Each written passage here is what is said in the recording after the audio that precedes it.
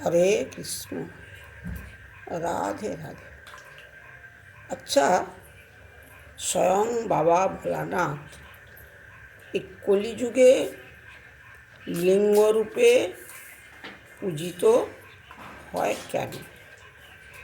এর কারণ কি আমাদেরকে জানতে হবে। একদিন সব ঋষিগণ ওই লোমেশ মুনিকে জিজ্ঞাসা করছেন। তখন লোমেশ মুনি বলছে, একদিন স্বয়ং বাবা ভোলানাথ কি করলেন, সতী যখন বিচ্ছেদ হয়ে গেল, সতীর দেহত্যাগের পর উনি ভিক্ষার সংকল্প করে ভিক্ষা পাত্র নিয়ে বেরিয়ে পড়লেন। কোথায়? সেই দারুবনে। দারুবনে ঘুরতে ঘুরতে মুনি ঋষিদের আশ্রম একটি দেখতে পেলেন। দূর থেকে দেখতে পাচ্ছে কয়েকজন মুনি পত্নীগণ দাঁড়িয়ে আছে আশ্রমে।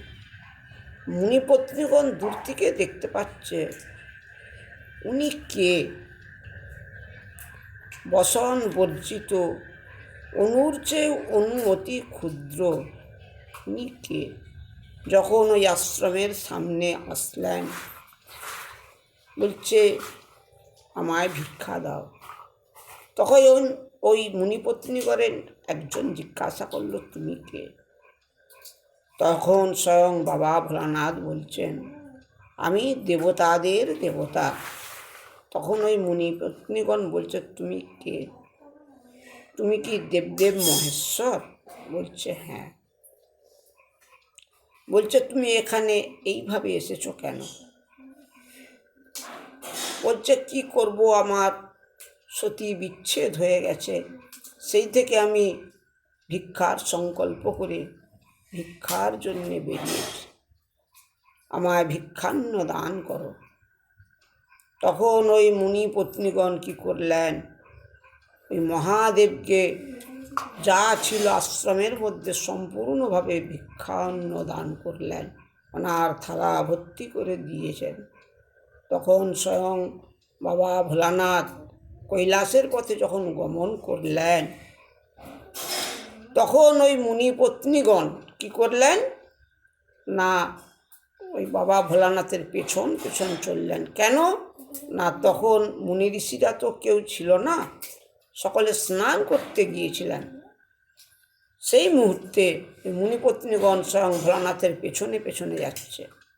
ওই মুনি ঋষিগণ স্নান করে এসে দেখছে যে আমাদের পত্নীগণ কোথায় গেল, কেউ নেই কেন? কোনো দুষ্ট লোক কি এসে হরণ করে নিয়ে গেলেন?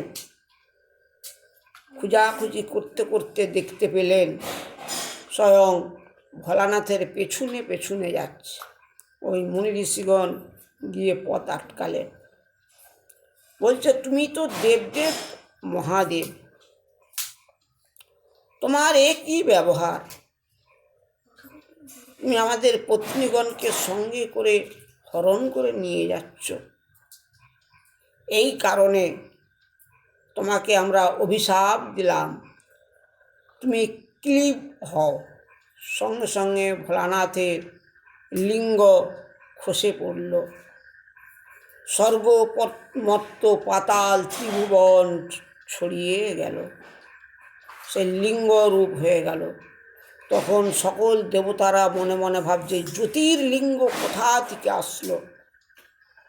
সব দেবতা স্বয়ং বিষ্ণুদেব, ব্রহ্মাদেব, অগ্নি, বায়ু, নারদ ঋষি সব এক জায়গায় এসে বলছে এই লিঙ্গ শেষ কোথা শুরু কোথা? চারিদিক তো শুধু লিঙ্গই দেখছি। অন্যান্য দেবতারা স্বয়ং বিষ্ণুদেবকে বললেন এবং ব্রহ্মাদেবকে বললেন, তোমরা এর আদি অন্ত খোঁজ নিয়ে আসো। তখন স্বয়ং বিষ্ণুদেব গেলেন পাতালের দিকে সন্ধান করতে এবং ব্রহ্মা চললেন স্বর্গে এর শেষ দেখতে, কোথায় শেষ আছে।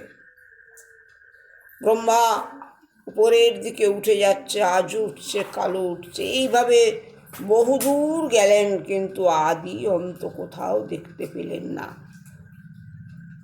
অত ক্লান্ত হয়ে উনি একটি বৃক্ষের তলায় বসে পড়লেন, সেই কেতকী ফুলের বৃক্ষ। এইখানে সুরভি ছিলেন। ওই কেতকী এবং সুরভি জিজ্ঞাসা করছে, তুমি এই অবস্থা কেন? বলছে, আমি এই যে জ্যোতির্লিঙ্গ তোমরা দেখছো, এর শেষ দেখতে গিয়েছিলাম, কিন্তু আমি কোথাও শেষ দেখতে পেলাম না। কিন্তু আমি যে কি বলবো, তোমরা কি আমার হয়ে সাক্ষী দেবে? আমি তো দেখি না, তোমরা গিয়ে বলবে যে হ্যাঁ, স্বয়ং ব্রহ্মাদেব এর শেষ দেখেছে এবং ওই কেতকী ফুল দিয়ে পুজো করেছে। তখন সুরভি এবং কেতকী রাজি হয়ে গেল ব্রহ্মাদেবের কথা। উনি ওখান থেকে যখন ফিরে এলেন, এদিকে স্বয়ং বিষ্ণুদেব পাতাল থেকে ফিরে গিয়ে বলছে, আমি পাতালের নিচে চলে গেলাম, শূন্য পদ পর্যন্ত চলে গেলাম, কোথাও আদি অন্ত দেখতে পাই না, এর শেষ আমি দেখতে পাই না। তখন ব্রহ্মাদেবকে জিজ্ঞাসা করছে, তুমি কি শেষ দেখেছ? ব্রহ্মাদেব বলছে, হ্যাঁ, আমি তো শেষ দেখেছি। আমি কেতকী ফুল দিয়ে সেই লিঙ্গের মাথায় পুজো অর্চনা করেছি। তখন হঠাৎ দৈববাণী হলো মহাকাশ থেকে, ব্রহ্মাদেব স্বয়ং মিথ্যা কথা বলছেন, উনি এর শেষ দেখতে পায় না। তখন দেবতাগণ ব্রহ্মাকে বলছে, তুমি যে দেখেছ, তোমার সাক্ষীকে? তখন স্বয়ং ব্রহ্মা বলছে, কেন? কেতকী এবং সুরভি। ওই কেতকী এবং সুরভি বলছে, ব্রহ্মা যে কথাটা বললেন, এটা কি সত্য? ব্রহ্মা কি দেখেছে এই লিঙ্গের উপর মাথা? বলছে, হ্যাঁ। তখন দৈববাণী আবার হলো, বলছে, না, কোনো মতেই না, এ পুরো মিথ্যা কথা। তখন দেবতাগণ অভিশাপ দিলেন কেতকীকে, যে তোমার এই ফুলে স্বয়ং বাবা ভোলানাথ মহাদেবের পুজো হবে না। সুরভিকে বললেন, তুমি মিথ্যাবাদী, যে মুখে মিথ্যা কথা বলেছ, এ মুখ তোমার কোনো কাজে লাগবে না, কোনো ধর্মাচরণে লাগবে না। সেই থেকে স্বয়ং বাবা ভোলানাথ এই লিঙ্গ রূপে পূজিত হয়, সেই দ্বাদশ লিঙ্গ। কলিযুগে লিঙ্গরূপেই স্বয়ং বাবা ভোলানাথের পুজো হয়। তাই স্বয়ং বাবা ভোলানাথ তো দেবদেব মহাদেব, ব্রহ্মা বিষ্ণু মহেশ্বর, এই তিনেই এক, একেই তিন, এদেরকে তো আলাদা করা যায় না। তাই আমরা তো প্রণাম করি, গুরু ব্রহ্মা, গুরু বিষ্ণু, গুরুদেব মহেশ্বর, গুরুদেব পরম ব্রহ্ম, তস্मै শ্রী গুরবে নমঃ। সেই থেকে স্বয়ং বাবা ভোলানাথ লিঙ্গরূপে পূজিত হয়।